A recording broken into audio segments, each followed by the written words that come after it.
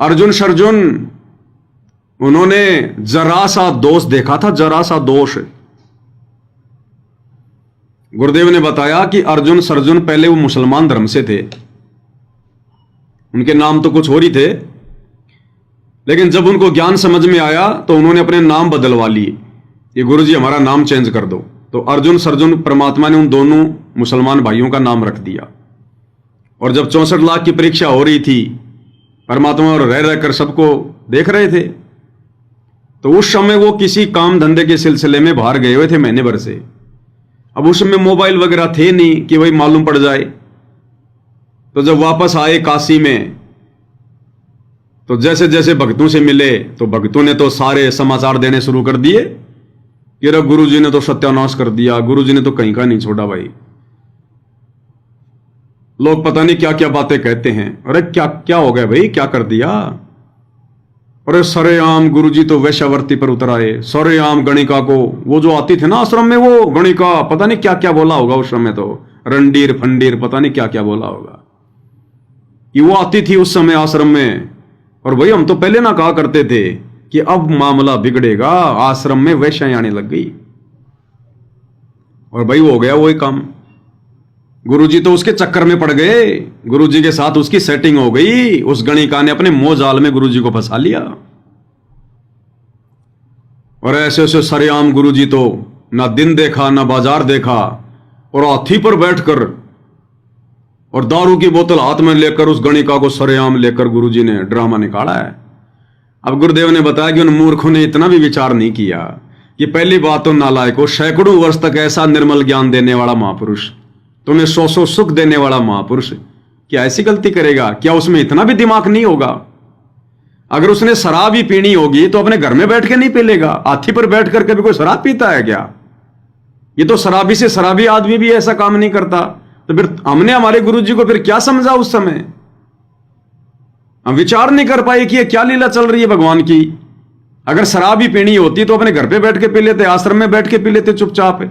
ऐसा तो कोई भी नहीं करेगा, लेकिन हम नहीं सोच पाए, नहीं विचार कर पाए, मंद बुद्धि थे। तो अर्जुन सर्जुन को जब एक ने कहा, दो ने कहा, चार ने कहा, अब भाई और बहनों तत्व ज्ञान का भाव था। और गुरुदेव भगवान ने फिर ये उदाहरण भी तो पेश करने थे कि कलयुग की बिचली पीढ़ी वालों, तुम ऐसी गलती ना कर देना जो गलतियां आज से पहले तुम ही कर चुके हो। ऐसी गलती ना कर देना। तो दो चार पांच ने कहा, उनको बात जमी नहीं। शुरू शुरू में तो बड़ी हिम्मत रखी उन्होंने कि भाई तुम क्या कह रहे हो, ये नालायको, ये बात बोलने से पहले गुरुजी के बारे में तुम्हारी जुबान में कीड़े क्यों नहीं पड़ गए? क्या तुमने सत्संग सुने गुरुजी के? फिर लेकिन दो ने कहा, चार ने कहा, जहां बैठे वहीं यही बात, और जगत वाले भी यही बात कहें। कि तो उसको भगवान बताया करता था कबीर को, उसने तो सरेआम यहां पर जुलूस निकाल दिया। फिर एक भगत टकराया। अब अर्जुन सर्जुन के मन में भी कच्चापन आ गया। बोला भाई एक कहे दो कहे तो सारे ये बात कह रहे हैं। और अर्जुन सर्जुन ने कहा कि भाई अपनी आंखों से देख लेंगे तब यकीन करेंगे। अब भाई और बहनों वो तो वहीं फेल हो गए। अपनी आंखों से देख लेंगे तब यकीन करेंगे, इसका मतलब उन्होंने ये सोच लिया कि गुरुजी ऐसा कर्म भी कर सकते हैं कि हमारी आंखों से देख लेंगे तब हमें यकीन होगा। तो अर्जुन सर्जुन के द्वारा यानी भगत के द्वारा अपने भगवान के विषय में चाहे लाख लोग अगर भी कुछ कहें, और अगर हमने इतना भी दोष पैदा कर लिया कि भाई आंखों से देख लेंगे तब मानेंगे, उसी समय फैल, चाहे पूरी दुनिया क्यों ना खिलाफ हो जाए, हमने यही कहना भाई कोई बात नहीं रे, तुम्हारे में जितनी बुद्धि है तुम उतनी बात करोगे, कोई बात नहीं, मैं जानता हूं मेरे भगवान को, तुम क्या जानो मेरे गुरुजी के बारे में? अरे तुमने खड़ा ही ना तुम्हारे को भाड़ा ही, तुम क्या जानो? जो गुड़ खाएगा वो जानेगा स्वाद है। तुम्हारे कहने से मेरी सेहत पे क्या फर्क पड़ेगा? मैं जानता हूं मेरे बाप को, चाहे लाख आदमी भी वही बात क्यों ना कहें, तब तो हैं हम भगत। और अर्जुन सर्जुन ने कहा कि अपनी आंखों से देख लेंगे तब मानेंगे। वो तो उसी समय फेल हो लिया क्योंकि वो तो अंतर्यामी था, देख रहा था ना। तो भगतों ने कहा कि रोजाना शाम को उस वैश्या के घर पर जाते हैं गुरुजी, रोजाना। अब उनके तो बहुत घटिया सोच थी कि रोजाना जो है शारीरिक संबंध बनाने के लिए जाते हैं वो वैश्या के घर पर। तो अर्जुन ने कहा भाई कब और किस समय, तो टाइम बता दिया गया, इस समय वही मिलेगा। अब परमात्मा ने भी जाना था क्योंकि अर्जुन की परीक्षा बाकी थी। वैसे तो पहले हो चुकी थी उनकी परीक्षा, तो जब उनके मन में दोष आ गया था कि आंखों देख लेंगे तब मानेंगे, लेकिन परमात्मा ने जीव को भी तो दिखाना है कि तुम फेल हो गए, पास हो गए। तो टाइम बता दिया गया। अब अर्जुन और सर्जुन दोनों शाम के समय चले गए और पहले ही परमात्मा वहां जाकर अपनी बेटी के आंगन में बैठ गए। अब वो तो बाप बेटी थे भाई और बहनों, उनका तो पावन रिश्ता था, पवित्र रिश्ता था। अरे जैसे एक पिता और जिसकी 3 या 4 साल की बेटी है, छोटी सी नादान, और बाप बाथरूम में नहा रहा है और बेटी जिद कर ले कि नहीं मैं भी नहाऊंगी पापा, मैं भी नहाऊंगी, पापा के साथ नहाऊंगी, पापा के साथ नहाऊंगी। तो अपने 3-4 साल की बेटी को वो बाप उसके कपड़े उतार के बाथरूम में नहलाएगा? नहीं वो जो नहलाएगा, उसको नंगा करके तो नहलाएगा। तो उस बाप के मन में कोई दोष आता है क्या अपनी बेटी के प्रति? क्या उस बेटी के मन में अपने बाप को देख के कोई दोष आता है क्या? अरे तो गुरु और शिष्य का तो इतना पावन रिश्ता होता है, वो चाहे शिष्या हो चाहे शिष्य हो, तो उनका तो आपस में ये पावन रिश्ता था। हम नीच थे, हमने अपने मन में दोष पैदा कर लिया भगवान के प्रति। अब परमात्मा बैठे अपनी बेटी के घर पर और वो बड़ी खुश, बड़ी प्रसन्न कि हे भगवान, लाखों शिष्य हैं गुरुदेव भगवान के, और देखो कैसे भगवान मेरे घर पर मुझे सेवा देने के लिए आ रहे हैं। मैं अपने भगवान के चरण सेवा कर रही हूं, अपने भगवान को भोजन करवा रही हूं। मुझे तो आश्रम में कभी भी चरण सेवा का मौका नहीं मिला, और यहां देखो भगवान खुद आ रहे हैं चरण सेवा के लिए। वो तो बड़ी खुश थी, बड़ी प्रसन्न थी, उसे तो दुनिया की कोई परवाह ही नहीं थी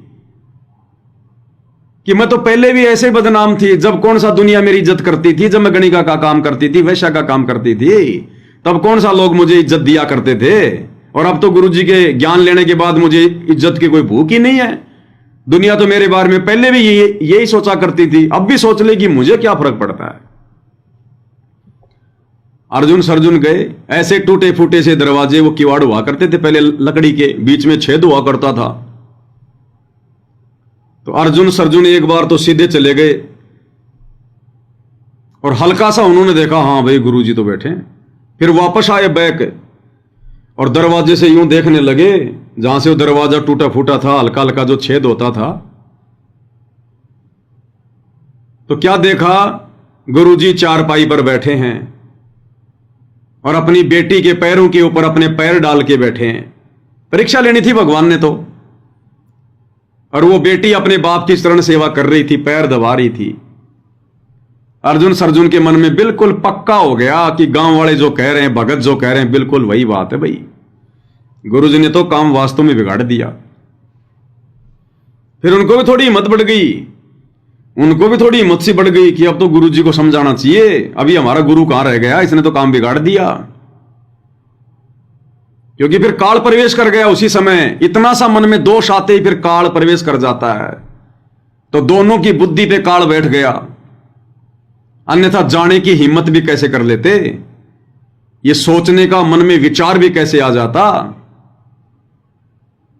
हिम्मत सी करके दोनों अंदर चले गए, जहां पहले तो आश्रम में भाई हमें गुरुजी से मिलना है, गुरुजी की आज्ञा हो तो हम गुरुजी से मिल लें, भाई हमारी प्रार्थना लगाइए गुरुजी से कि अर्जुन आए हैं।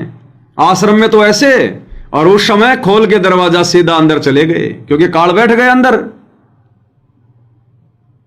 और जाकर गुरुजी के बैक साइड में खड़े हो गए।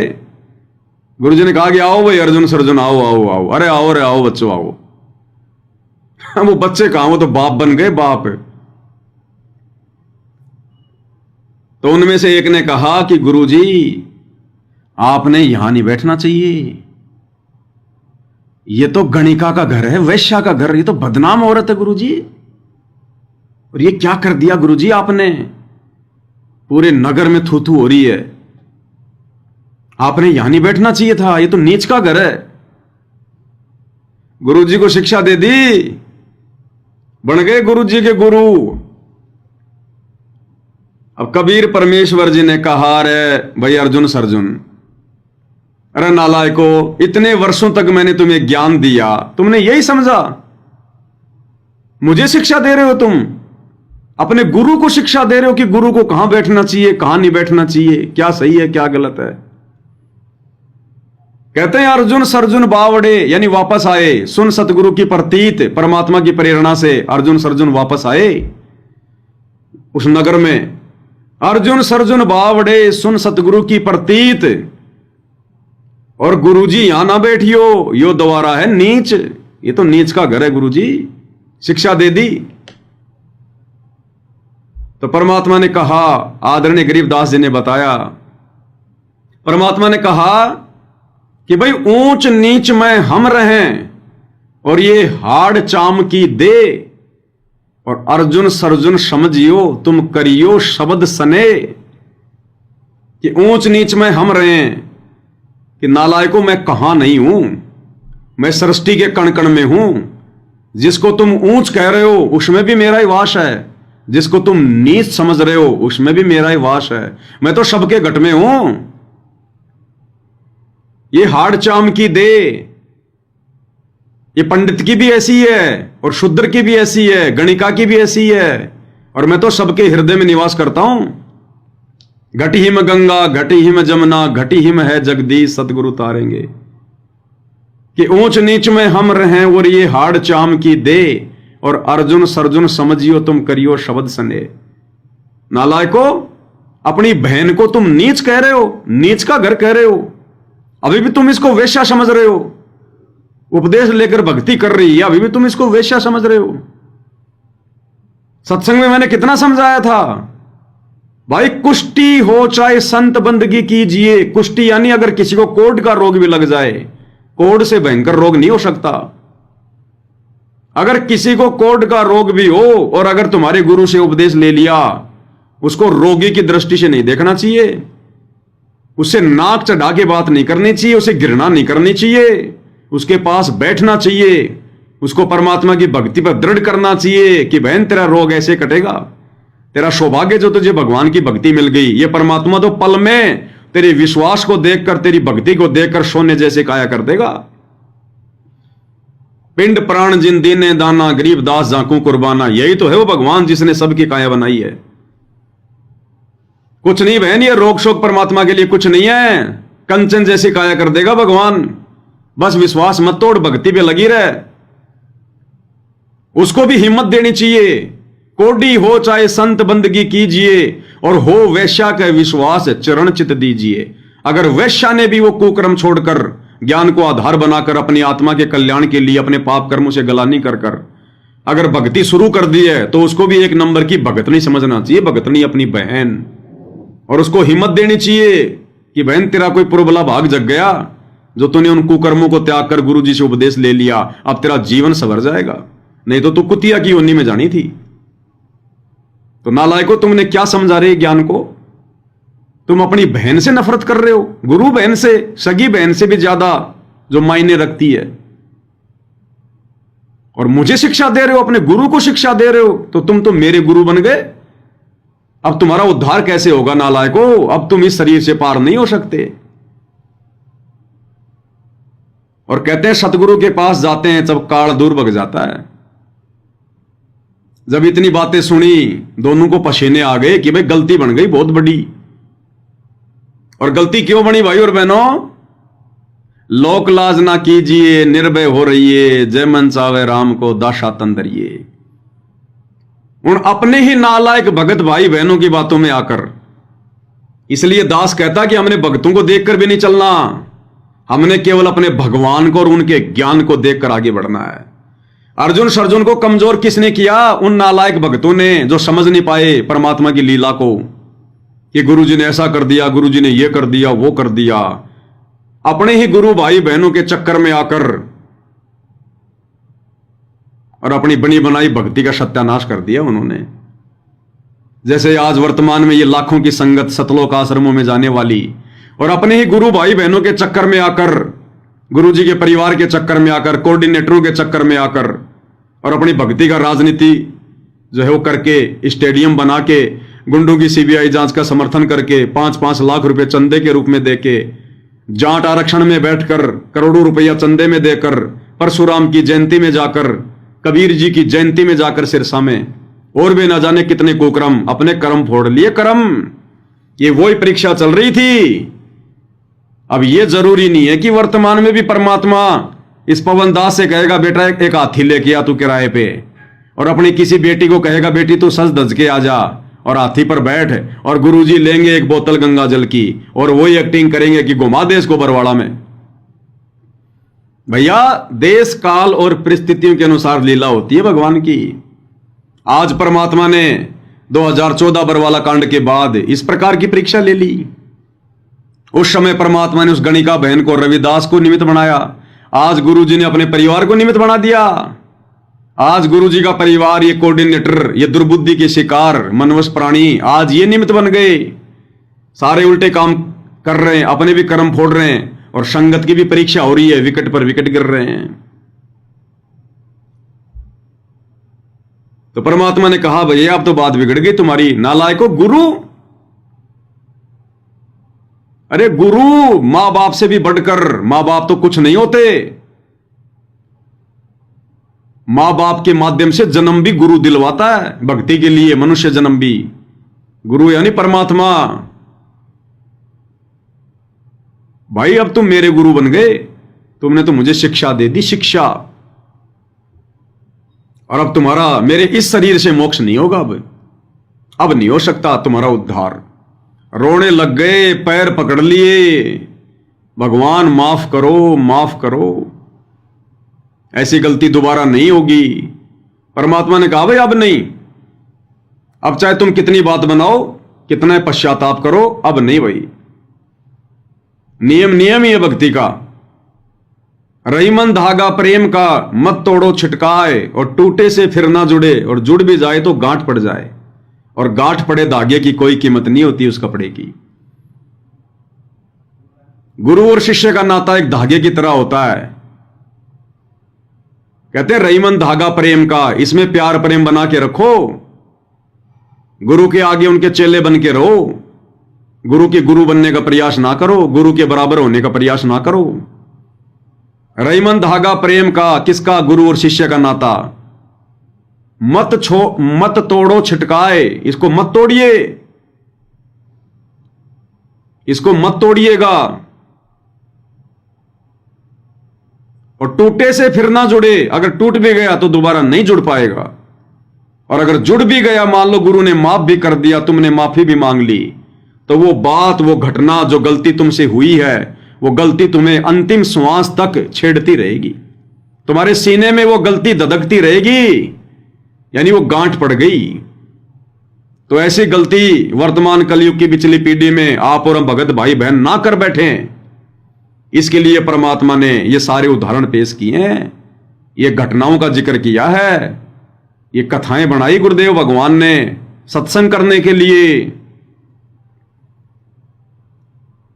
तो थोड़ा सा हम सुनते हैं गुरुदेव भगवान के मुख कमल से, उसके बाद फिर हम आगे और बढ़ेंगे इसी कथा में, और बहुत गहरी गहरी इसमें शिक्षाएं हैं। लड़की सामने बैठी है, दोनों पैर उस लड़की के पैरों पर, और वो सेवा कर रही है अपने पिताजी की। और उनने कहा कि जाके देख लेना, श्याम ने वहां बैठते हुए के घर जाते हैं। अर्जुन सज्जुन गए, सामने देखा गुरुजी बैठे और लड़की के पैरों पर पैर रख करके वो सेवा कर रही है।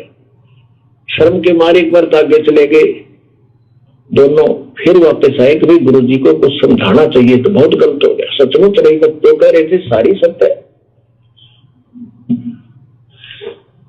अब अर्जुन सद्गुण हिम्मत ही करके गए, कहने लगे गुरुदेव आपको यहां नहीं बैठना चाहिए, तो बदनाम औरत का घर है, हमें शोभा नहीं देता।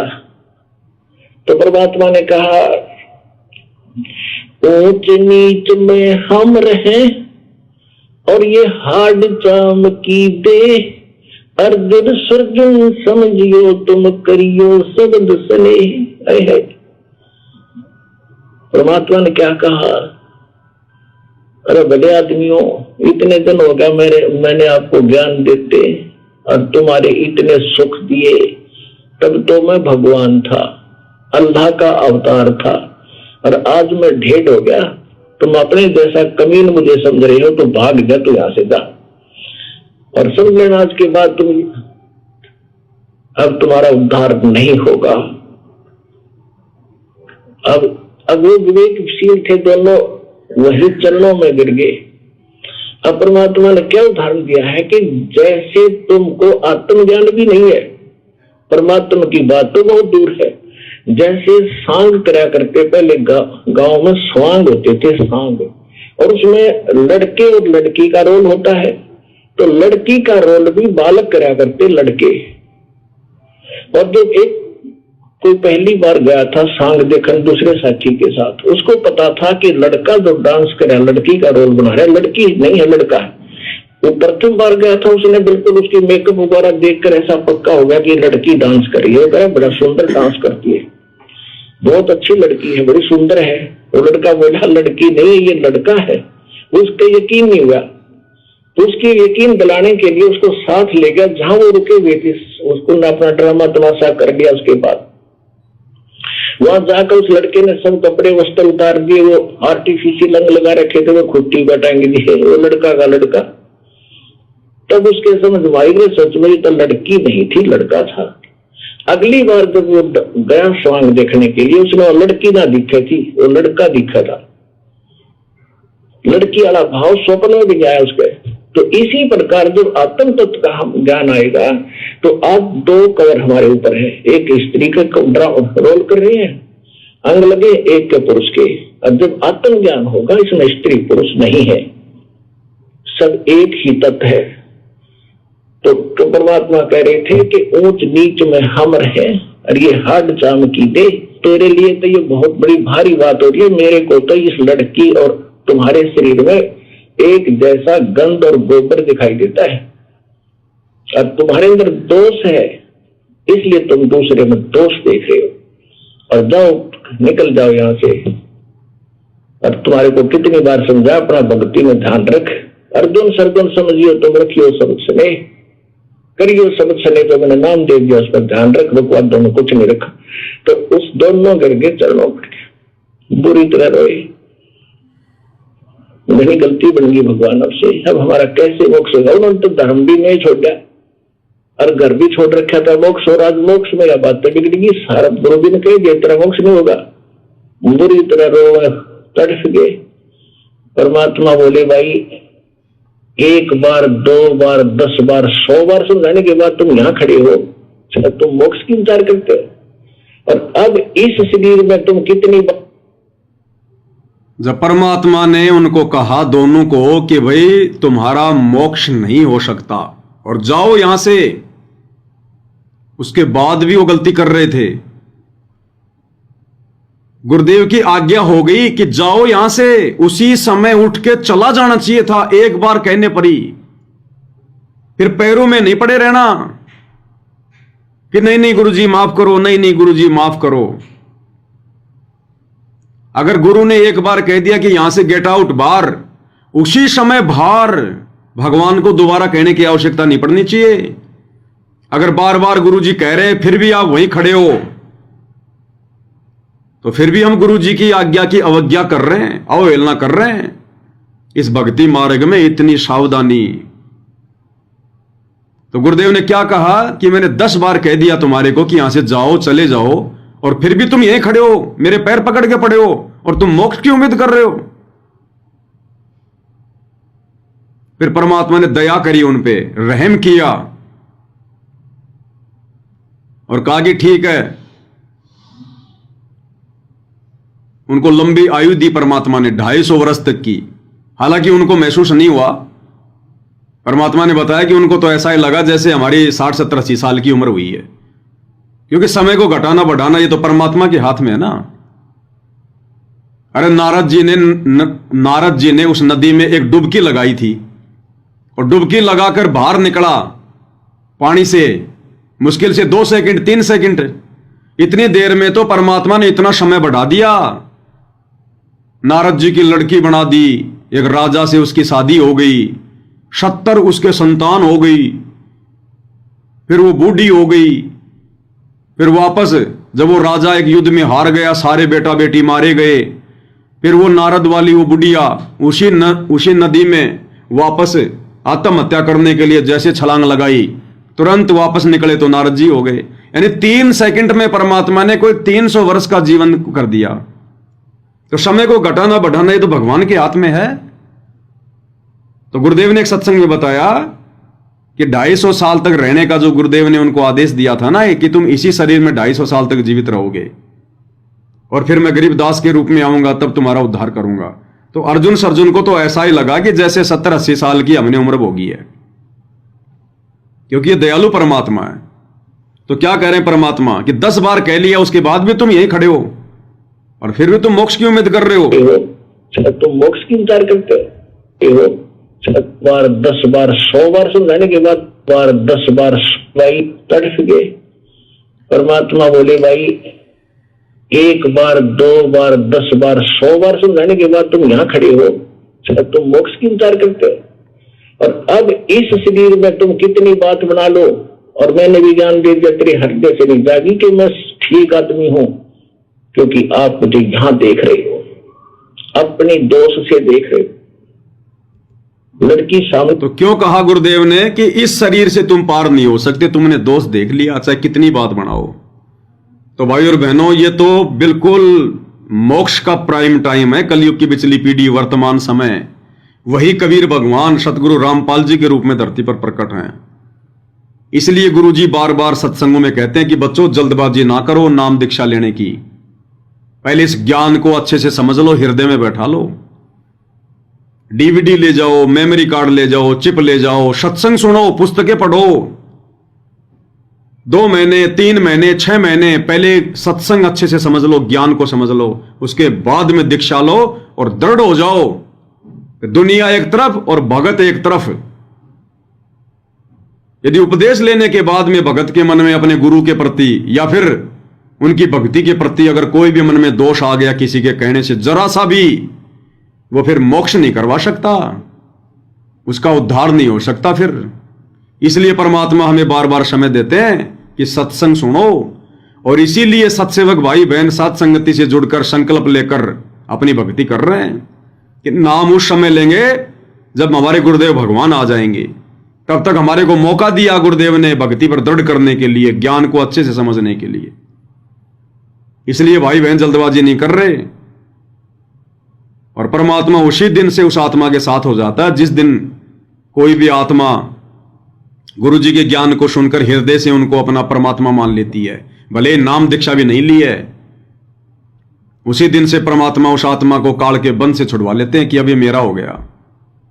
और 70% लाभ गुरुदेव ने बताया, 70% लाभ बिना नाम उपदेश के।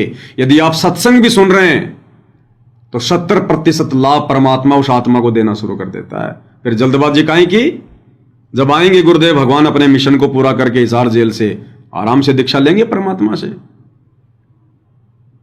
तो अर्जुन सरजुन रोने लग गए, चीखने चिल्लाने लग गए, हे परमात्मा बात बिगड़ गई। तो मालिक ने 250 वर्ष तक उनको जीवित रखा, और फिर से परमात्मा ने वही परिस्थितियां पैदा की, क्योंकि जब तक बच्चा 8वीं में पास नहीं होगा 9वीं में नहीं बैठाया जाता। फिर से 8वीं की परीक्षा होगी, अगर फिर भी फेल हो गया फिर से 8वीं की परीक्षा होगी। तो अर्जुन सरजुन की वही परीक्षा कि इन्होंने अपने गुरु में दोष देखना बंद किया या नहीं किया। 250 साल बाद फिर से उनकी वही परीक्षा ली परमात्मा ने।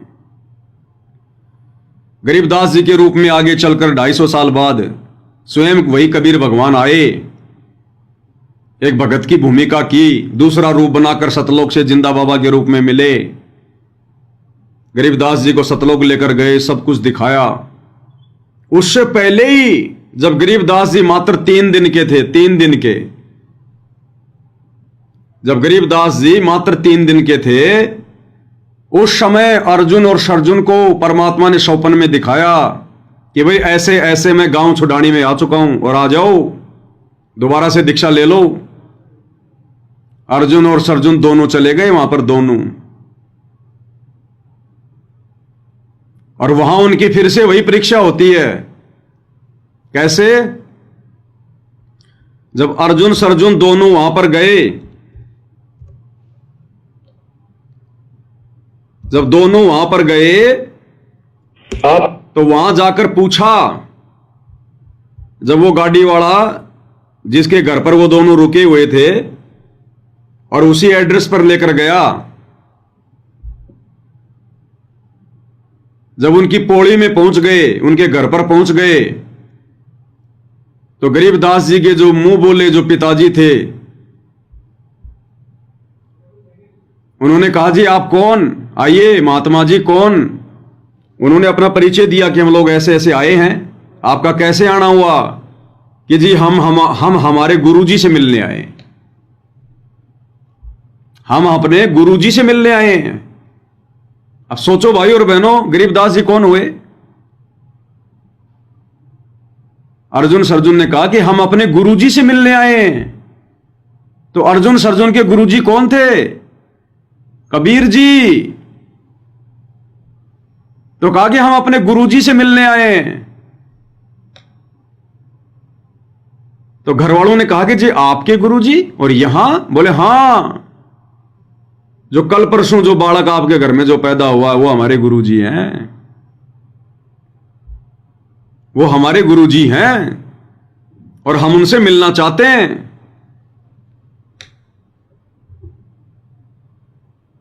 तो घर वालों ने कहा, गरीबदास जी के मुंह बोले जो पिताजी थे, उन्होंने कहा कि जी आप यहीं बैठो, आपकी तो उम्र बहुत ज्यादा हो गई, आप तो काफी बूढ़े लग रहे हो, काफी वृद्ध हो, आपसे तो ढंग से चला भी नहीं जाता, आप यहां चारपाई पर बैठो, मैं अभी बच्चे को लेकर आता हूं।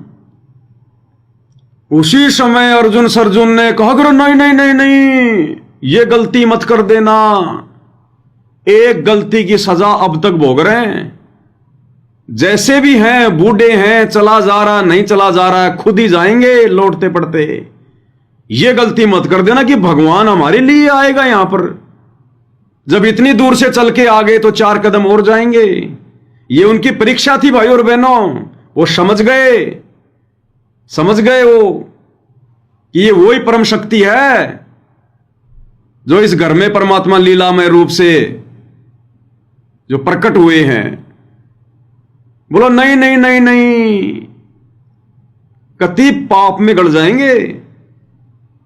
तो 2-4 भक्तों ने सहारा देकर उनको आगे लेकर गए, जहां पर गरीबदास जी अपनी मुंह बोली माता रानी देवी के साथ में लेटे हुए थे, मात्र 3 दिन के बच्चे के रूप में, लीलामय रूप में। और अर्जुन सर्जुन को उन भक्तों ने वहां छोड़ दिया कमरे में, और गुरुदेव ने बताया कि बंदी छोड़ ने अपनी मुंह बोली माता रानी देवी जी को नींद में सुला दिया। नींद में, ये तुम्हारी बेहोशी के इंजेक्शन तो अब चले, परमात्मा ने तो अपने शब्द से बेहोश कर दिया, उनको नींद में सुला दिया रानी मां को। और अर्जुन सर्जुन ने कहा कि अब आप सब लोग बाहर चले जाओ, हम दोनों को अकेला छोड़ दो। तो सब लोग बाहर निकल गए और दरवाजे और खिड़कियों से कान लगा के सुन रहे कि क्या बातें कर रहे हैं, और परमात्मा उनसे बात कर रहे 3 दिन की आयु में, और गांव वाले देख रहे 3 दिन का बच्चा बोल रहा है। भाई ये बाबा जी तो दोनों कोई चमत्कारी हैं, 3 दिन के बच्चे को बुला दिया। ये नहीं विचार किया कि ये 3 दिन के बच्चे ने ये सारा खेल खेला है। अब अर्जुन और सर्जुन दोनों चरण पकड़ के रोने लग गए फुट फुट के 3 दिन के बच्चे के। और उसी समय परमात्मा बोले 3 दिन के बच्चे की आयु में, लीलामय आयु में, कि अर्जुन सर्जुन बात समझ में आ गई? अपने गुरुजी में कभी दोष देखोगे? कान पकड़ के रो रहे हैं, परमात्मा ये बंदी छोड़, मालिक माफ करो, बहुत बड़ी गलती बनी परमात्मा। और मालिक ने कहा कि अपने गुरु में कभी दोष नहीं देखना चाहिए। और वहीं पे परमात्मा ने उनको नाम दिया और थोड़े दिन वहीं रुके गांव छुडानी में। और कुछ दिनों बाद में परमात्मा ने उनका शरीर छुड़वा दिया और उनकी समाधि वगैरह भी वहां पर बनाई गई। बाद में वो फोड़ दी गई, छुड़वा दी परमात्मा ने, नहीं तो छुड़ाने जाने वाले फिर वहां और जाते फालतू में, धक्के खाते, वहां पर मिलना जुलना कुछ था नहीं, पाखंड का अड्डा बन जाता। तो कैसे अर्जुन सर्जुन को परमात्मा ने स्वप्न में दिखाया और कैसे फिर उनकी परीक्षा हुई और कैसे उन्होंने कहा कि नहीं हम खुद ही जाएंगे। और अंदर जाकर जब परमात्मा ने कहा अपने गुरु में दोष नहीं देखना चाहिए, बात समझ में आ गई तुम्हें? बोला जी भोग लिए हमने तो अपने कर्म फोड़ लिए, अब गलती नहीं होगी आगे। आपका गुरु कित है महाराज कि आपके घर में, मेरे घर में अवकाल जो बच्चा पैदा हुआ है 3 दिन का हो रहा है, परसों जो पैदा हुआ, और गुरु आखा वो गुरु से हमारा ने बोला जी आप यहां पौड़ी में बैठो, मैं लड़के ने यहीं ले आऊंगा, आप तो चला भी नहीं जा सकता, हाथ जोड़ के न बोलो जोलम हो जाएगा, एक सजाते ही पारे सारा ना लाइयो गलत जाएंगे कत आम चालेंगे। तो बोला जी चालन जोगे तो कोई ना, चाहे मर जा राम है जाएंगे उसके बारे में आगे उड़ा माथा टेकेंगे। एक दो या वो पकड़े, दो या वो पकड़ा, उन लत ले गए बेचारे नो किता किता पाटक दे नो टूटे टूटे से गोडे जाके उस जहां माता रानी नाम था महाराज जी की माता जी का, जहां माता रानी और बच्चा महाराज बंदी छोड़ लेटे हुए थे उस कमरे में जाके और छोड़ दिए। इन्हें बोले तुम बाहर जाओ, और बाकी बाहर नो कान ला के सुने के बात हो रही है। महाराज रानी सुआदी नींद पे, और वो नो देखे नो खिड़कियां में देखें के बतलाव से बंदी छोड़ 3-7 दिन के बच्चे नो बोले अर्जुन सर्जन, और वो लंबे पड़े मुंदे रोए ने बोला जचगी था रहे गुरु के प्रति विक्षेप नहीं आकर, अगर जी बस भोग लिया हमने जितना भोगना था, बंदी छोड़ पापी जीव से बख्श दो। ने बोला आज के बाद परण कर लो, कभी भी गुरु के प्रति विक्षेप नहीं लाना, गुरु मानस कर जानते वह नरकइये अंध, महादुखी संसार में आग यम के फल। ने बोला बैठे हो, महाराज की शक्ति तो वो एकदम नो बैठे हो गए। ने बोला नाम लो, उपदेश दिया, और भजन करो, भजन किया और जाओ मुक्त हो जाओगे। इतना कह के उसने ठाक बलराम जी उनके पौड़ी में ले आए, 2-3 दिन वहां डटे, उसी समय शरीर त्याग कर सतलोक। तो उनकी फिर से उनकी परीक्षा हुई कि अभी भी ये लीला में आयु में परमात्मा जो आए हुए थे छुड़ानी में, अभी भी क्या ये उनको बच्चा ही मान रहे हैं क्या? इनको अपनी गलती का एहसास है कि नहीं है, या अब भी वही गलती कर बैठेंगे? तो उनकी फिर से परीक्षा हुई और वो परीक्षा में पास हुए, लेकिन मोक्ष फिर भी नहीं हुआ, मोक्ष उनका फिर भी नहीं हुआ। मोक्ष तो भाई और बहनों अब होगा, अब, क्योंकि गरीबदास जी के समय किसी का मोक्ष नहीं होना था, वो मोक्ष का समय नहीं था। जब गरीबदास जी अपने खुद के 2 जो परम शिष्य थे, उनके भगत थे, जब उनको पार नहीं कर पाए तो अर्जुन सर्जुन को कहां से पार कर पाते?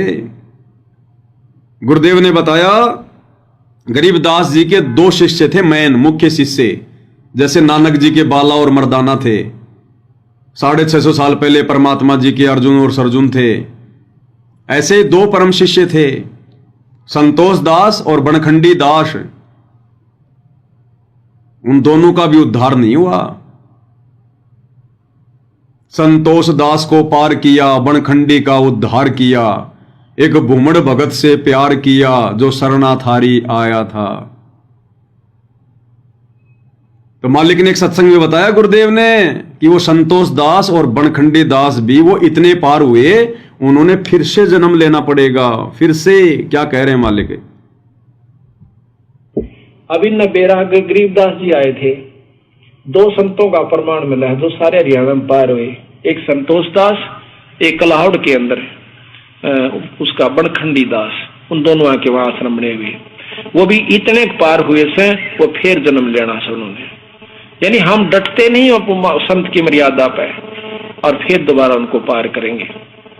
तो अब बताओ, इब हम भी फेल हो ऐसा, हम तो कुछ भी जीव नहीं, उनकी आंख सामने बंद भगवान खुद आए, उन पर विश्वास नहीं किया हमने, इसी प्रकार नहीं मानते, क्योंकि हम फिर उन संतों के चक्कर में पड़े हैं जिनको बड़ी बड़ी जटार लटार धारावाहिक वो चालान से तन्यों को नारा संत तो वो सब, ये तो एक साधारण जाट से, ये तो जमींदार मेरे हार, ये तो फलानी का जो छोरा से, ये तो जोता है ना हमारे गांव का। गरीबदास ने नो कहा करते राजू हम मंदिर बना का माथा टेकना सामने नाक रगड़े से उसके आगे जा गए।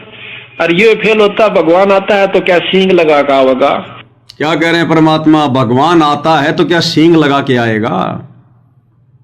गरीबदास जी खुद परमात्मा थे, भगवान थे, कबीर जी थे, बंदी छोड़ थे, लेकिन उस समय लोगों ने हल्के में ले लिया कि ये तो हरियाणा का जाट है और ये तो रानी का बेटा है, अरे ये तो छोरी का छोरा है, हल्के में ले लिया। तो गुरुदेव कह रहे भगवान आएगा तो कोई सींग लगा के आएगा क्या? इंसानों को समझाने के लिए इंसान ही तो बन के आएगा। और यही हमारी सबसे बड़ी गलती वर्तमान में। अरे गुरुजी कैसे भगवान हो गए, गुरुजी कैसे परमात्मा हो गए, गुरुजी कैसे प्रकट हो गए? ये तो गांव धनाने के नंदराम जाट के बेटे, उनके घर में जन्म लिया है। अरे इंद्रो माई की कोख से जन्म लिया है गुरुजी ने, तो ये तो हरियाणा का जाट है, फिर भगवान को सींग लगा के आएगा क्या? तो सेम टू सेम वही लीला बंदी छोड़ने जो गरीबदास जी के रूप में की, सिर्फ आप और हम कलयुग की बिचली पीढ़ी वाले भक्तों की आंखें खोलने के लिए, कि जब Garibdas ji same to same वही लीला करते हुए जो लीला आज वर्तमान में हमारे गुरुदेव कर रहे हैं, सतगुरु रामपाल जी, वही हरियाणा में गरीबदास जी आए, हरियाणा में सतगुरु रामपाल जी आए, जाट किसान परिवार में गरीबदास जी, जाट किसान परिवार में सतगुरु रामपाल जी, गरीबदास जी के भी मुंह बोले माता पिता, इधर सतगुरु रामपाल जी के भी मुंह बोले माता पिता। गरीबदास जी ने भी शादी करवाई लोक दिखावे में, सतगुरु रामपाल जी ने भी करवाई। गरीबदास जी के भी 6 संतान लोक दिखावे में, सतगुरु रामपाल जी के भी 4 संतान लोक दिखावे में। वही तत्व ज्ञान गरीबदास जी दिया करते थे, वही तत्व ज्ञान सतगुरु रामपाल जी दे रहे हैं। वही गुरुपद सतगुरु रामपाल जी के पास, वही गुरुपद जो है वो गरीबदास जी के पास है। और अंत में फिर वो आंसू निकाल निकाल के रोने लगे गरीबदास जी के जाने के बाद। जब उस चिता में उनकी अस्थियां नहीं मिली, फिर रोने लगे कि ये तो बंदी छोड़ थे, ये तो शब्द स्वरूपी राम थे, इनका तो तेज पुंज का शरीर था, हम तो धोखे में रह गए। सतग्रंथ साहिब की भूमिका में लिखा हुआ है। बाद में छुड़ाने वाले रोने लगे कि ये तो परमात्मा थे, हमने तो हाथों से निकाल दिया। तो वही लीला सतगुरु रामपाल जी कर रहे हैं। तो गुरुदेव कह रहे हैं भगवान आएगा तो कोई सींग लगा के थोड़ी आओगा। ये तत्व ज्ञान क्यों दिया जा रहा है? इसी बात को समझने और समझाने के लिए। गरीबदास ने नो कहा करते राजू हम मंदिर बना का माथा टेकना सामने नाक रगड़े से उसके आगे जा गए। और ये फेल होता भगवान आता है तो क्या सींग लगा का आवेगा या कोई और काम करके आवेगा? वो कारण होता है। पर उस समय हम फेल हो जाते हैं, फिर उड़ा मंदिर बनाते हैं, मूर्ति लावा सा, फिर पूजन लग जावा। समय जब मानते नहीं उसकी एक भी। अरे एक मान लेते थे, एक का पार कर दे, इतना बड़ा ग्रंथ लेके बंदी छोड़। क्या उन्होंने बताया नहीं होगा? क्या उन्होंने समझाया नहीं होगा? दुनिया को बहुत कहा होगा, पर हमारा जो उल्टी बुद्धि फेर रखी काल ने, या सुलटी होना मुश्किल से, भक्ति मुश्किल नहीं है। मकर तार में ही मैदान, सूर्य संत पहुंचे सुजान, बैते को बैजान न दे, सतगुर पूरे खेवट हैं, शब्द अतीत हमारी जात, गरीब दास गुदाना गात। क्या कहा गरीबदास जी ने? शब्द अतीत हमारी जात, गरीब दास गुदाना गात। शब्द अतीत हमारी जात, गरीबदास जी ने कहा कि मेरा तो शब्द स्वरूपी रूप है। शब्द अतीत हमारी जात। गरीबदास जी ने कहा कि मुझे अपने जैसा इंसान मानने की गलती ना करियो। शब्द अतीत यानी शब्द स्वरूपी है, और गरीब दास गुदाना गात, कि तुम्हारी तरह ये गुदा नहीं है मेरे, तुम्हारी तरह वाला ये गात यानी ये शरीर नहीं है, आड़मास का शरीर नहीं है। हाड़ चाम लहू ना मेरे, कोई जाने सतनाम उपासी, तारण तरण अभय पद दाता, मैं हूं कबीर अविनाशी। तो बताओ, गरीबदास जी स्वयं के विषय में कह रहे हैं कि मैं तो शब्द स्वरूपी हूं, तुम्हारे जैसा ये शरीर नहीं है मेरा। शब्द अतीत हमारी जात, गरीब दास गुदाना गात। और लीला क्या की? वही जो वर्तमान में सतगुरु रामपाल जी कर रहे हैं। माता पिता, बीवी, बच्चे, सब कुछ, खाना पीना, ज्ञान देना, गुरुपद, सब कुछ। तो ये उदाहरण परमात्मा ने क्यों पेश किया? गरीबदास जी के रूप में आकर वर्तमान में आप और हमारी आंखें खोलने के लिए कि कमजोरी में मत रह लेना, गुरु को मानुष मत मान लेना, अपने जैसा 2 कोड़ी का 5 तत्व का जीव मत मान लेना कि भाई 2 बातें जानता है, शास्त्रों को पढ़ लिया होगा, ज्ञान देने लग गया। परमेश्वर से नीची दूसरी कोई पदवी नहीं होती गुरु के लिए। अगर हम बातचीत भी करें तो विचार करना चाहिए हम किसके बारे में बोल रहे हैं, किसके बारे में सोच रहे हैं। गुरु के बारे में नहीं, भगवान के बारे में। तब जाकर हमारा टंटा कटेगा काल के लोक से। इतना आसान नहीं है मोक्ष प्राप्त करना। ये ऐसी ऐसी कलयुग की पिछली पीढ़ियां हमने लाखों निकाल दी, अरबों खरबों निकाल दी हमने। यही धक्के खाते फिर रहे हैं अर्जुन सर्जुन जैसी गलतियां करते करते। तो क्या कह रहे हैं परमात्मा? गरीब दास गुदाना गात, शब्द अतीत हमारी जात। बैते को बैजान न दे, सतगुर पूरे खेवट हैं। शब्द अतीत हमारी जात, गरीब दास गुदाना गात। शब्द अतीत हमारी जात, गरीब दास गुदाना गात। सत साहिब। अब बताओ, जब गरीब दास जी जो है बंदी छोड़ हो सकते हैं, परमात्मा हो सकते हैं, सौद स्वरूपी हो सकते हैं, 5 तत्व की देह से न्यारे नूरी हो सकते हैं, तेज पुंज के शरीर वाले हो सकते हैं, तो सतगुरु रामपाल जी को मानने में भला क्या देरी, क्या दिक्कत, क्या प्रॉब्लम? लेकिन मानेंगे वही जो युगों युगों से उनके सुसंस्कारी होंगे, जिनके भक्ति कर्म जबरदस्त होंगे, जिनके काल लोक से सजा का समय पूरा होने वाला है, वही मानेंगे। आम भगत नहीं मानेगा, हर भगत नहीं मान पाएगा। चाहे कितना समझा लो, कितना ही प्रमाण दे दो, अपने जैसा इंसान ही मानेगा। भाई और बहनों, जिसकी बैटरी जहां तक चार्ज है, मोबाइल उतनी दिखाएगा। अगर आपने मोबाइल को 70% चार्ज करके चार्जर हटा लिया तो मोबाइल 100% नहीं दिखाएगा, 70% ही दिखाएगा। और जिस समय वो 100% हो जाएगा, उस समय घंटी बज जाएगी, टो टो, या मैसेज आ जाएगा मोबाइल फुल चार्ज। तो जब हम फुल चार्ज हो जाएंगे ना, तब ये परमात्मा काललोक से हमारे को सतलोक लेके जाएगा। और ये कलयुग की पिछली पीढ़ी है, इसमें तो परमात्मा जल्दी चार्ज कर देता है। जैसे पहले मोबाइल आते थे 2-2, 3-3 घंटे में चार्ज होते थे, आजकल ऐसे ऐसे चार्जर आ गए, फास्ट चार्जर, 35 मिनट में पूरा मोबाइल चार्ज, 42 मिनट में mobile charge, battery 100%, fast charger. पहले 2-2, 3-3 वाट के चार्जर आते थे, आजकल 90-90 वाट के, 120 वाट के चार्ज। तो इसी प्रकार भाई और बहनों, ये कलयुग की पिछली पीढ़ी है। ये जबरदस्त भक्ति दे दी, ऐसा चार्जर दे दिया भगवान ने 120 वाट वाला। जहां पहले 3-3 घंटे में चार्ज होते थे, अब परमात्मा 42-42 मिनट में, आधी घंटे में चार्ज कर देगा। यानी थोड़े से समय में भक्ति से चार्ज कर देगा भगवान। ऐसा भक्ति रूपी चार्जर दे दिया, लेकिन लगाना ढंग से पड़ेगा, लगाना ढंग से पड़ेगा। जब तक वो चटक की आवाज नहीं आवे ना। कई बार क्या करते थे, मोबाइल को लगा देते थे, और कई मोबाइल क्या होते थे, उनके अंदर एक सिस्टम होता था, वो ढंग से अंदर डालना पड़ता था पिन, और वो पिन में एक आवाज आती थी, चटक, इसका मतलब वो सेट हो गई। और जल्दबाजी में कई आदमी ऐसे लगा देते, सोचा लग गया होगा, और चार्जर लगा दिया, वो चार्ज नहीं होता था, चाहे 10 घंटे लगे रहो।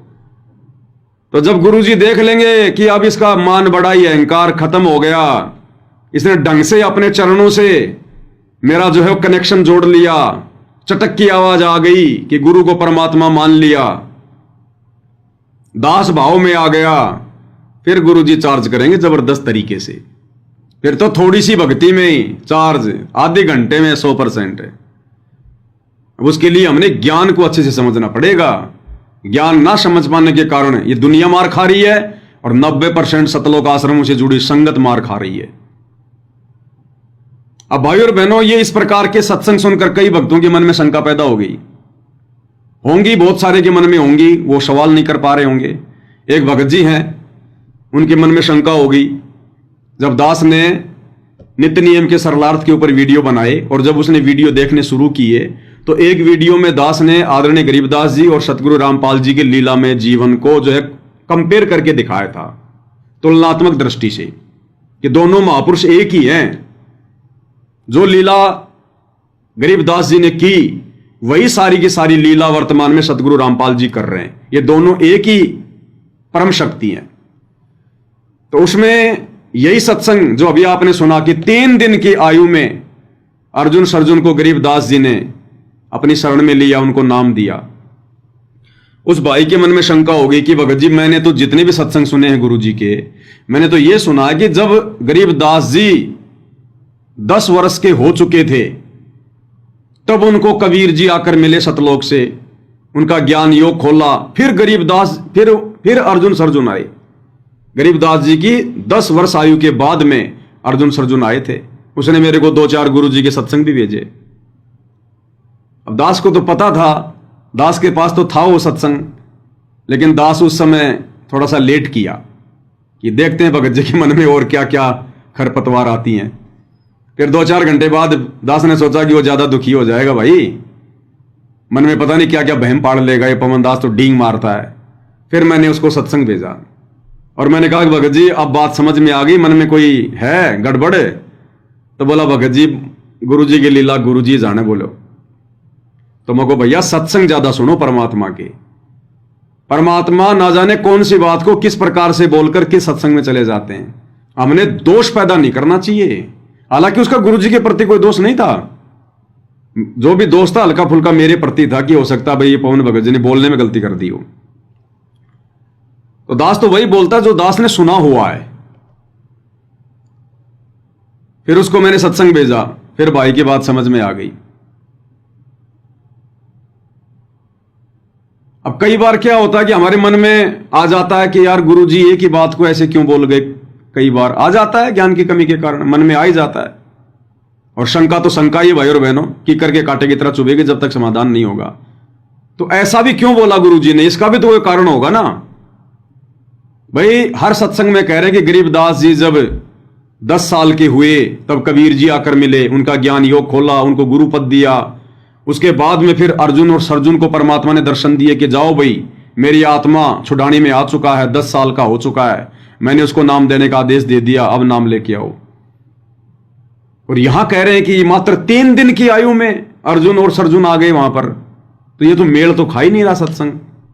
तो ये भी आप और हमारी परीक्षा लेते हैं गुरु जी, परीक्षा। गुरु झूठ नहीं बोलता। जो 3 दिन वाला जो सत्संग किया वो भी सत्य है, और जो 10 साल वाला किया वो भी सत्य है।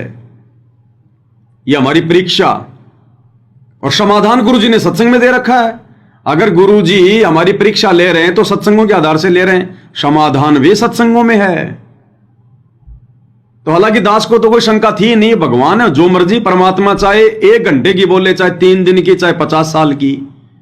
गुरु जी ने जो बोल दिया मेरे लिए वो ही सर्वश्रेष्ठ है, बस मान्य है, ना नुकर की कोई बात नहीं है। मीन में कुछ नहीं, हमारी बुद्धि वहां तक नहीं जा सकती, 54 में नहीं जा सकती।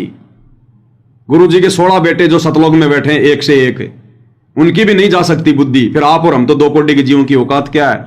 जैसा गुरु कह रहा है मान लो। गुरु दिन के 12 बजे जेठ के महीने में सूरज सिर पर, और गुरु कहे कि बेटा बहुत ठंड लग रही है, रात के 12 बज गए, रजाई लेके आ। उसी समय जाके रजाई ले आ और गुरु जी को उड़ा दे, या खुद को ओढ़ने के लिए कहे तो खुद ओढ़ ले। ये मत देख मेरे पसीने आएंगे, या गुरु जी को ये मालूम नहीं है क्या दिन को गुरु जी रात कह रहे हैं, गर्मी को सर्दी कह रहे हैं। यही सोच ले कि पवनदास बेटा लगता है तेरे को कोई शौपन आ रहा है। गुरु जी जो कह रहे हैं परम सत्य है। साधु वचन पलटे नहीं, पलट जाए ब्रह्मांड। साधु बोले सहज स्वभाव, साधु का बोला मिथ्या न जाए। बेटा लगता तेरे को सपना आ रहा है, या फिर हो सकता है तेरा दिमाग का स्क्रू खिसक गया, तेरे समझ में नहीं आ रही गुरु जी की बात है। भला इसमें है, जैसा गुरु जी कह रहे वैसा ही कर ले। तो ये कारण क्या होता है भाई और बहनों। फिर एक सत्संग में गुरुदेव भगवान ने बताया, उड़ीसा से हमारी सुकांता बहन है, उसने फिर दास को यह सत्संग भेजा, और वो भी सत्संग में ही बताया गुरु जी ने। गुरु जी ने कहा कि बच्चों एक ही घटना को जो मैं कई प्रकार से बोल के आगे निकल जाता हूं ना सत्संगों में, मन में दोष पैदा मत करना। ये ना जाने कौन से युग की कौन सी घटना का मैं जिक्र करता हूं। गरीबदास जी कोई पहली बार थोड़ी आए हैं कि वर्तमान समय में 250-300 साल पहले आए थे। ये लीला करते करते परमात्मा को अनंत करोड़ युग बीत गए। अरे हर कलयुग की पिछली पीढ़ी में भगवान यही लीला करते हैं, सतयुग से लेकर वर्तमान समय तक। और ब्रह्मा जी के एक दिन में 1008 कलयुग की पिछली पीढ़ियां निकल जाती हैं। 1008 ऐसे 100 साल की ब्रह्मा की उम्र। ब्रह्मा से 7 गुना ज्यादा विष्णु की, विष्णु से 7 गुना ज्यादा शंकर की। 70,000 शंकर मर जाएंगे तब वो एक ब्रह्मांड में बैठा हुआ वो सदाशिव वो काल मरेगा। ऐसे ऐसे ना जाने फिर कितने युग उसके पता नहीं, गिनती नहीं। तो इतनी बार ये भगवान यही लीला कर चुके हैं, बार बार आने की। कलयुग की पिछली पीढ़ी में सतगुरु रामपाल जी बन के आते हैं, 300 साल पहले गरीबदास जी बन के आते हैं। कलयुग के प्रथम चरण में वो कबीर नाम से आते हैं, द्वापर में जो है वो करुणामय ऋषि के नाम से आते हैं। यही प्रोसीजर, यही भाई। जैसे हमने तो 8वीं में एडमिशन लिया, हम तो 8वीं पास करके 9वीं में पहुंच गए। वो टीचर ने तो जब तक वो जिएगा तब तक उसने तो वो ही 8वीं का सिलेबस पढ़ाना। वो बच्चे आगे निकल रहे हैं पार हो के, टीचर ने तो 8वीं पढ़ानी, हर बार 8वीं पढ़ानी, उसको तो अच्छे से पता है। अब शिक्षक, अब उस टीचर के कोई बात समझ में नहीं आ रही तो वो टीचर गलत नहीं है, क्योंकि टीचर को तो पढ़ाते पढ़ाते कई वर्ष बीत गए उसी सिलेबस को बार बार। आत्माएं आगे से आगे निकलती रहती हैं। तो गुरु जी को तो अनंत करोड़ युग बीत गए, कलयुग की पिछली पीढ़ी में यही ज्ञान देते देते, यही लीलाएं करते करते। तो कोई लीला वो किसी कलयुग की पिछली पीढ़ी में इस समय जब वो गरीबदास जी का रूप बनाकर आते हैं तो किसी युग में वो 3 दिन में लीला कर देते हैं, किसी युग में वो 10 साल में लीला कर देते हैं, किसी युग में अर्जुन सर्जुन को 3 दिन की आयु में नाम दे देते हैं, और किसी युग में वो 10 साल की उम्र में नाम दे देते हैं, किसी युग में वो 40 साल की उम्र में भी दे देते होंगे। तो हमने सतगुरु के वचनों पर है विश्वास नहीं करना चाहिए, मन में भी नहीं आना चाहिए कि गुरु जी ने जो कह दिया परम सत्य। गुरु कोई नींद में नहीं बोलता, अनावश्यक नहीं बोलता। गुरु कोई मानुष नहीं है जो गलती से कोई चीज बोल जाएगा। नींद में भी हाँ बिल्कुल सत्य, परम सत्य। तो हालांकि मैंने सुना नहीं अभी तक, उस बहन ने मेरे को भेजा हुआ था, मुझे ध्यान था, सुनूंगा मैं भी अभी जो उस बहन ने मुझे भेजा है। उसने खाली एक ये टाइटल लिखा हुआ है कि ये कथाएं ना जाने कौन से समय की सुनाई जाती हैं, और ये 30 सेकंड का है, सभी सुनेंगे साथ में। लोक में रहा, उसके बाद फिर उसका जन्म हुआ तो उसको कोई अन्य शरीर प्राप्त हुआ। ऐसे चलते चलते फिर किसी दूसरे उसमें चल के सतयुग, दूसरे उस ये ना जाने कितने युग हो गए हमारे। ये कथाएं पता नहीं कौन से समय की आपको सुनाई जाती हैं, वो बहुत लंबा चौड़ा विस्तार है। तो परमात्मा जोगजीत नाम से सत्संग कर रहे थे।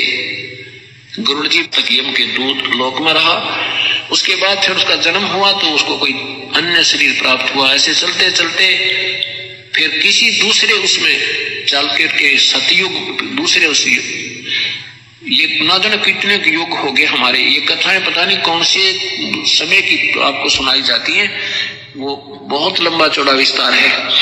तो परमात्मा तो क्लियर कर दिया गुरुदेव भगवान ने, मन में दोष नहीं आना चाहिए, मन में कोई शंका पैदा नहीं होनी चाहिए। ये परमात्मा ना जाने कौन से युग की कौन सी कथाकार क्या जो है मतलब वर्णन कर दें, आप और हम नहीं जान सकते। टीचर ने तो 8वीं कक्षा का पूरा सिलेबस याद है, और बच्चा ने एडमिशन लिया 8वीं में, और टीचर तो क्या पता 12वें अध्याय की, 12वें विषय की, 12वें सब्जेक्ट की कोई बात बोल दे, 12वें अध्याय की। तो बच्चा थोड़ी पकड़ पाएगा, उसने तो अभी उसको पढ़ा ही नहीं है। लेकिन टीचर तो कई बार पढ़ा चुका है ना। और सिलेबस भी चेंज होता रहता है, पाठ्यक्रम भी चेंज होता रहता है, पुस्तकें भी चेंज होती रहती हैं, नई नई बातें ऐड होती रहती हैं। अब कोई कहे जी मेरा दादा भी तो आप ही के पास पढ़ा था इसी स्कूल में, मेरा दादा तो मुझे ये बताया करता था कि वो बात ऐसे है, आप ये बात ऐसे बता रहे हो। अरे दादा के समय वो बातें कुछ और थी, वर्तमान में और नया पाठ्यक्रम चेंज हो गया। तो इस प्रकार हमने गुरुदेव के वचनों पर अविश्वास नहीं, सौपन में भी। इसलिए भाइयों और बहनों, धीरे धीरे गुरुदेव भगवान इन 7 संगतियों के माध्यम से आप और हमें अध्यात्म में दृढ़ कर रहे हैं।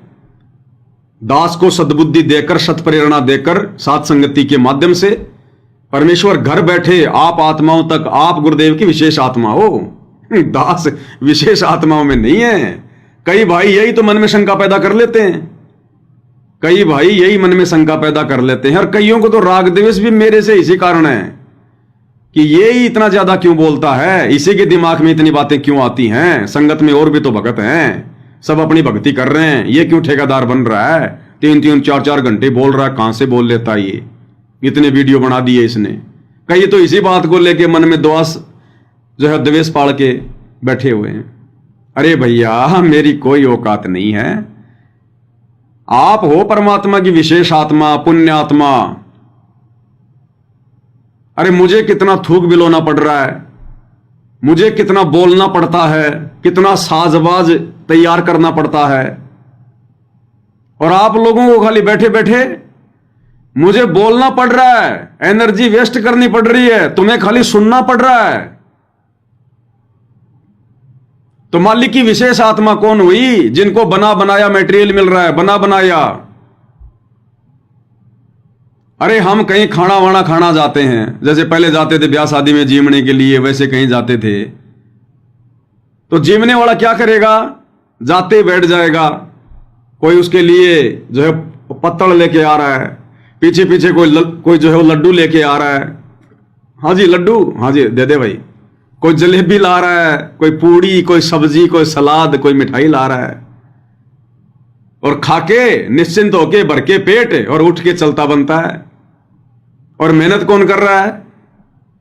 बेचारा हलवाई वहां पर आग में तप रहा है, बेचारे पूरी बनाने वाले पूरियां बेल रहे हैं, पसीने में पसीने हो रहे हैं, और जीमने वाला आया बैठा खाया पिया गया। तो बताओ सारी व्यवस्था वो किसके लिए हो रही थी? हलवाई किसके लिए आग में इतना वो कर रहा था? वो पूरी बेलने वाले, सब्जी बनाने वाले क्यों इतनी मेहनत कर रहे थे? वो किसके लिए कर रहे थे? उन जीमने वालों के लिए। तो सारी व्यवस्था परमात्मा भाई बहनों के लिए करवा रहा है। ये दास तो हलवाई की तरह लग रहा है।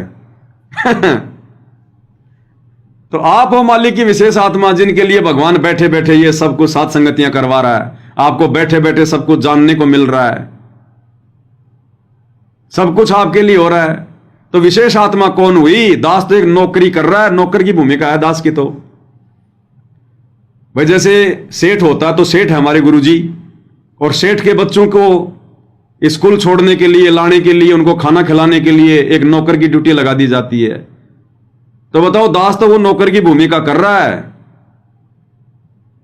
सेठ के असल में तो आप लोग हो बच्चे, है तो दास भी उसी सेठ का बच्चा, लेकिन मैं एक नौकर के रूप में हूं और आप उनके बच्चे के रूप में हो। और तो फिर भी मेरे से ये दुश्मनी। अब भाई मालिक ने नौकरी दे रखी है तो नौकरी तो करनी पड़ेगी ना, फिर मेरी क्या औकात मैं ना बोलूं? अब उसी में कोई द्वेष पाड़ ले तो भाई ये तो फिर उसकी कमजोरी है। तो भाई और बहनों, गुरुदेव भगवान के विशेष आशीर्वाद से, उनकी रजा से इसी प्रकार हम इस अध्यात्म पर धीरे धीरे आगे बढ़ेंगे, परमेश्वर के गुणगान करेंगे, उनकी महिमा करेंगे, अपने शुभ कर्म बनाएंगे, गुरुदेव को इस कलयुग की पिछली पीढ़ी में हम जो है वो प्रसन्न करेंगे। और कोई भी गलती हमसे ना हो जाए, तनिक भी सोचते समय, विचार करते समय, या गुरुदेव के विषय में इस मुख से बोलते समय कोई भी अपशब्द, कोई भी गलती, मन में कोई भी द्वेष या कोई भी दोष, कोई भी शंका, जैसे कई बार गुरुदेव अपने सत्संग में बोल जाते हैं कि परमात्मा ने विश्वामित्र को आदेश दिया और सुदामापुरी रच दिया। अब भगत सोचेगा भाई परमात्मा ने तो विश्वामित्र को आदेश थोड़ी दिया था, परमात्मा ने तो विश्वकर्मा को आदेश दिया था, और गुरुजी कह रहे हैं कि विश्वामित्र को आदेश दिया। तो उसका भी कोई रहस्य होता है भाई और बहनों। ना जाने किसी जन्म में उस विश्वकर्मा का नाम विश्वामित्र भी रहा हो, या वो विश्वकर्मा वाली आत्मा किसी जन्म में विश्वामित्र की आत्मा रह चुकी हो। तो इन बातों का हमें नहीं पता। गुरुजी जो बोल गए परम सत्य है, उसमें फिर ना नुकर की कोई गुंजाइश नहीं होती है। तो हमने सबसे पहले तो यह सोचना है कि हमारे गुरुजी कौन है, और जब यह पता चल गया कि गुरुजी स्वयं कबीर देव सत्य पुरुष कबीर भगवान है, उसके बाद भाई और बहनों फिर मन में शंका ही नहीं करनी। फिर जो भी कुछ भगवान बोलेगा कहेगा सब लीलामय होगा, हमारी परीक्षा में होगा फिर वो।